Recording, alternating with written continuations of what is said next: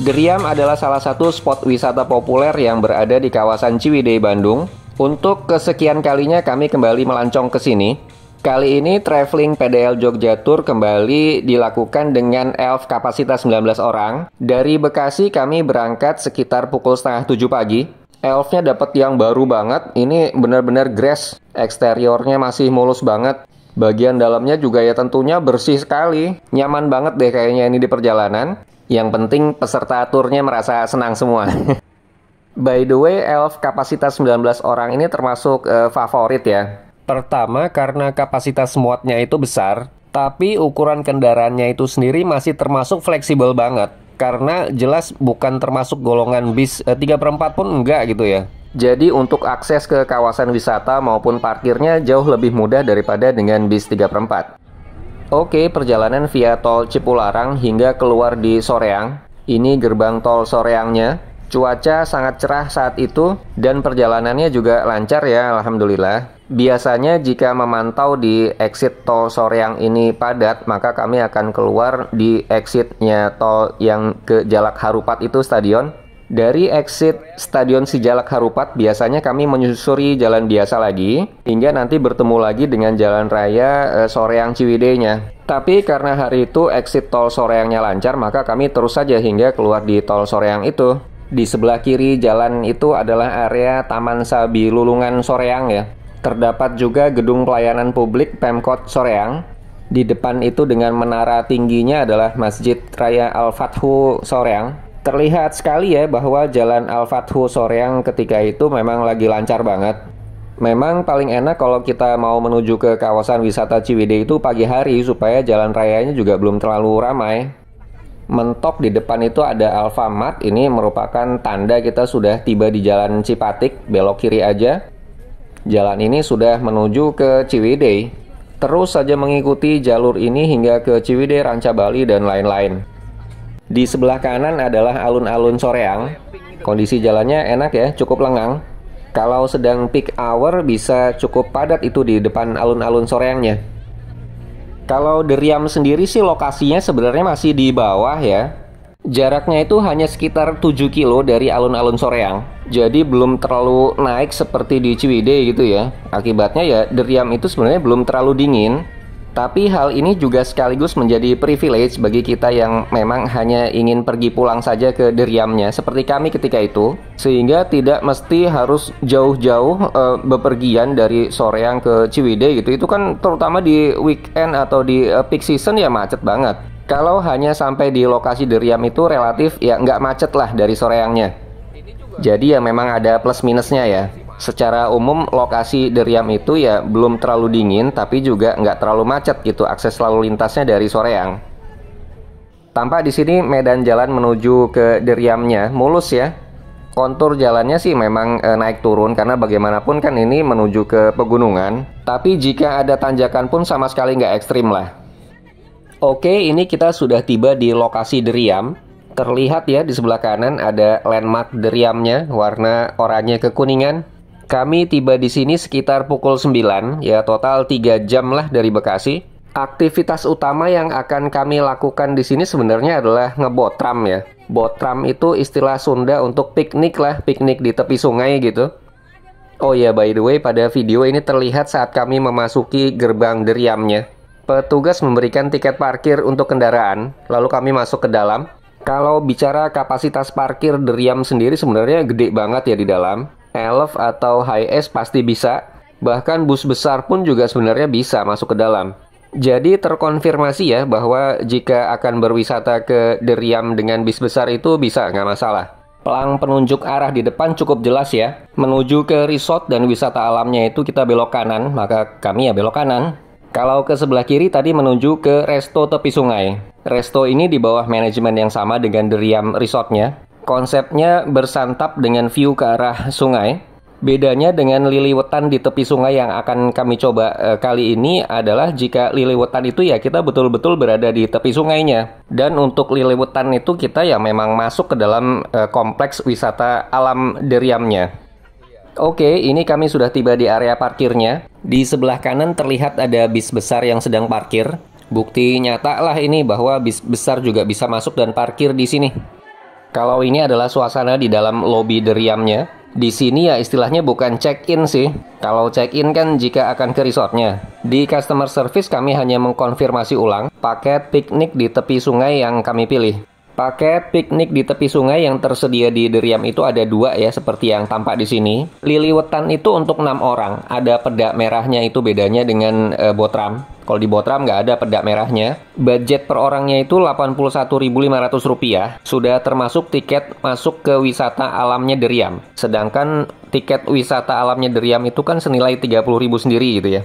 Sedangkan paket Botram untuk 4 orang itu jika dibagi maka budget per orangnya adalah Rp87.500. Sama ini juga sudah termasuk tiket masuk wisata alam Deriamnya.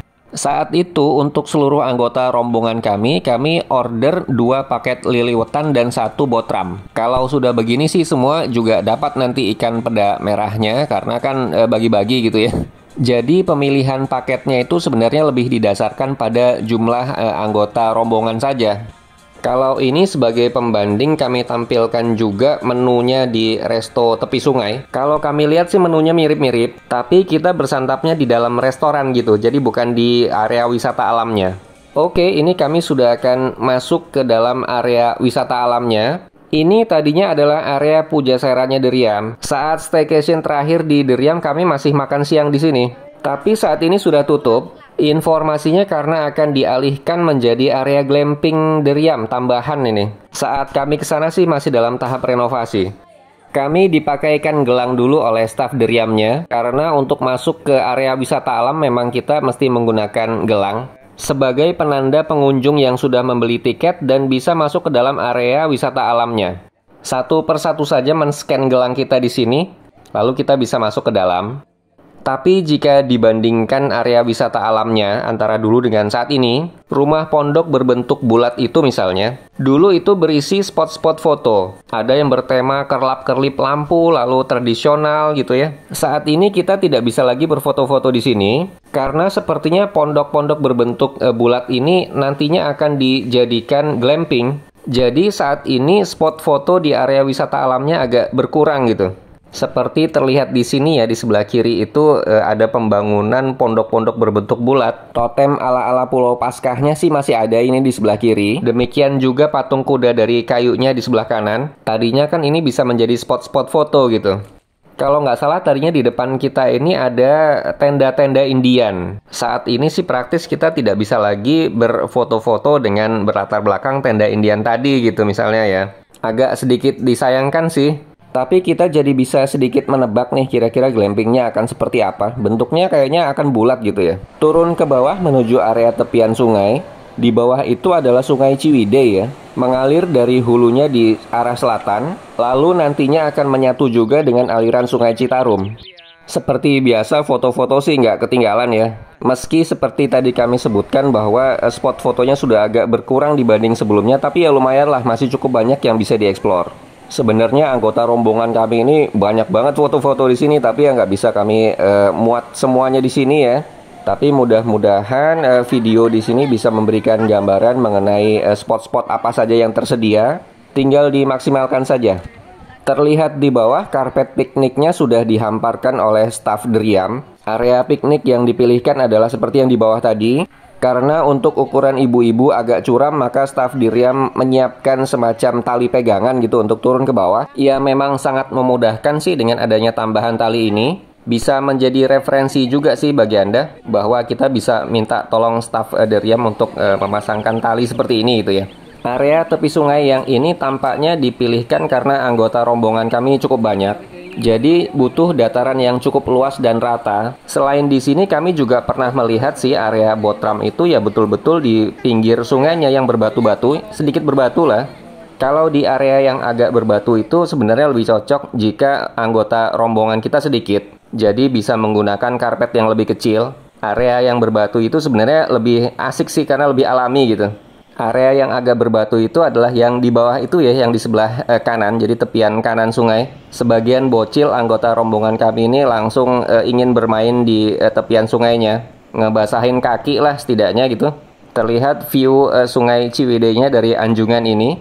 Di depan itu ada jembatan bambu ya. Lokasi foto-foto favorit selama di Taman Wisata Alam Deriam. Area botram kami terlihat di bawah jembatan tersebut. Area ini sebenarnya enak karena rata dan luas juga. Cuma ternyata makin siang makin panas. Jadi kami sempat beberapa kali memindahkan posisi karpetnya. Ceritanya sih mencari bagian yang cukup teduh gitu. Tapi karena lama-lama makin panas, jadi kami minta tolong ke staf Deriamnya untuk pindah. Akhirnya dicarikan area lain yang lebih teduh. Dapat di sini sebenarnya agak ke atas sih, agak jauh sebenarnya dari tepi sungainya. Tapi ya it's better lah karena lebih ternaungi oleh pepohonan rindang di sekitarnya. Good point-nya bahwa staf Deriamnya cukup cekatan dan sangat helpful sekali. Jadi sebenarnya area yang ini nih lebih dekat ke resto tepi sungainya. Kurang lebih kalau kita memilih untuk bersantap di area resto tepi sungainya ya view-nya seperti ini. Memang dapat pandangan ke arah sungai walaupun lebih jauh. Oke, setelah dapat tempat yang enak, berikutnya ya langsung bersiap untuk bersantap. Kelihatan di sini tampah liliwetannya ya. Kalau nasi liwetnya ditempatkan dalam bakul, ada beberapa bakul. Sedangkan es teh manisnya ditempatkan dalam kanister kaca besar. Sementara teh angetnya dalam jar yang lebih kecil. Itu sih sesuai permintaan kita saja, karena kita bisa minta pilihan es teh manis atau teh anget gitu. Menurut kami sih aktivitas ngebotram di Deriam ini oke banget. Pertama tentu saja karena view dan ambience-nya asik. Serta cita rasa menu liwetnya juga enak banget, sampai nggak bersisa tuh. Terakhir karena kita juga sudah dapat tiket masuk ke wisata alam Deriamnya. Jadi bisa sekalian foto-foto dan mengeksplor area ini.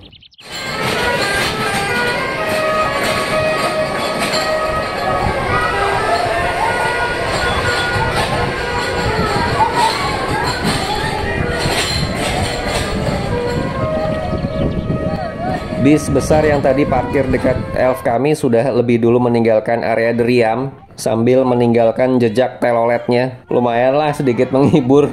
Kami pun kembali naik ke dalam elf untuk berpindah ke spot berikutnya di seputaran Bandung.